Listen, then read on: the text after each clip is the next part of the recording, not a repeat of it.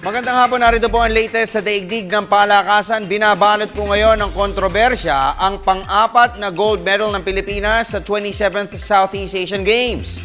Ito po'y matapos na iprotesta ng Thailand ang medalyang ginto ni Phil-American swimmer Jasmine Alcalde kagabi. Si Alcalde po ay namayani sa 100-meter freestyle event at nagawa pang tanggapin ang kanyang premyo sa ibabaw ng podium.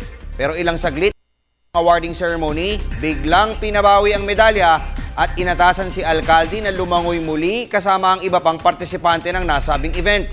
Itinakda po ang kanyang re-swim mamayang alas 7:30 ng gabi. Dahil po dito, nalaglag na po sa 7th spot ng medal standings ang Pilipinas sa saliw ng 3 golds, 5 silvers at 6 bronzes. Namamayagpag pa rin ang host Myanmar na mayroon namang 21 golds, 16 silvers at 14 bronzes.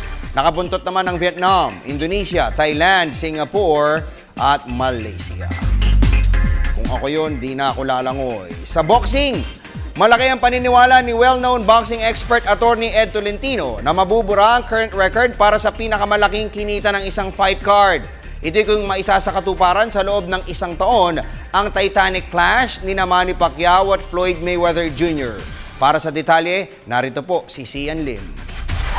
Kung matutuloy sa susunod na 12 buwan, nakatadahan ng maging biggest boxing card in the world ang Manny Pacquiao-Floyd Mayweather Jr. super fight.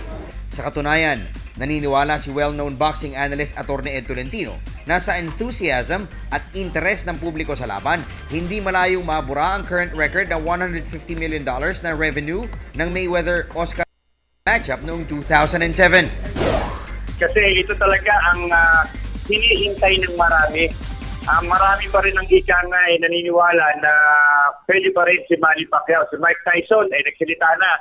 In fact, ang tingin niya ni Mike Tyson, Pacquiao is a better fighter now after the loss to Juan Manuel Marquez. So marami talaga na-intriga sa labang ito. At yun nga lang, ang atin lang dalangin, sana huwag iserve sa atin ang labang ito na medyo panis na pareho yung dalawa.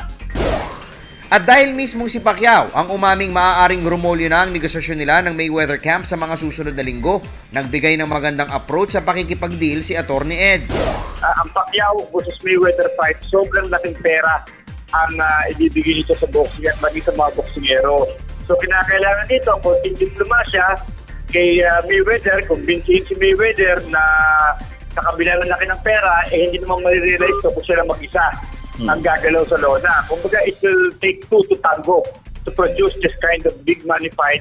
Kailangan pa rin ang presence ni Manny Pacquiao, So, palagay ko, natin dito tayo na medyo liliit yung share ni Pacquiao. I mean, siguro 4 or 5 years ago, it would have been kumbaga, 50-50 pwedeng i-argue ni Manny, Pero iba na sitwasyon ngayon, 5 years thereafter, ngayon, we have to admit, medyo nalagay sa alanganin si Pacquiao sa negotiation. Sina Pacquiao at Mayweather ay kapwa may nakaschedule na laban sa second quarter ng susunod na taon. Pero parehong hindi pa rin nila pinapangalanan ang kanilang makakatunggali. Para sa PTV Sports, Snow Badwa, Telebisyon ng Bayan.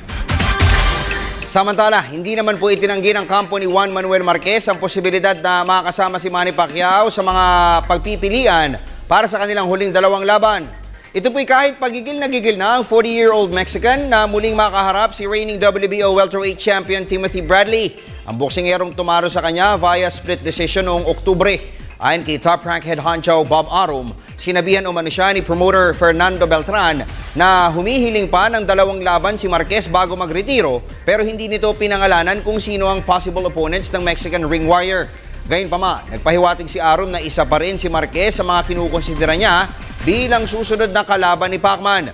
Bukod kay Marquez, nasa radar din ng Team Pacquiao sina Timothy Bradley at Ruslan Provodnikov. Po muna mga latest sa daigdig ng palakasan. Kung kayo po yung nabitin, tumutok sa amin mamayang alas 5 ng hapon sa PTV Sports. Ako po ang inyong Coach Snow Badwa para sa Telebisyon ng Bayan.